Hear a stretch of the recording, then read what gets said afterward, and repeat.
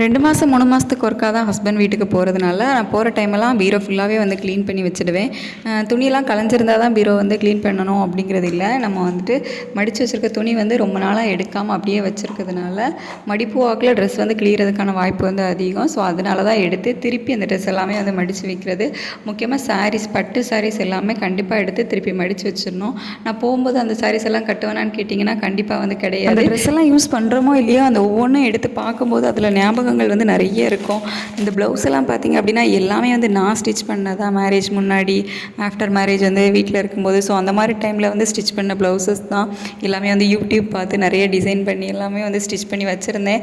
But இதெல்லாம் பார்த்திங்க அப்படின்னா ஆல்மோஸ்ட் நான் வந்து ஒரு வாட்டியோ இல்லை 2 வாட்டி யூஸ் பண்ணியிருப்பேன், அவ்வளோதான். ஏதோ ஒரு ஆசையில் வந்து எடுத்துடுறது, அதுக்கப்புறமா அதை கட்டுறதே இல்லை, அப்படியே வந்து பீரோவில் தூங்கிட்டு இருக்குது.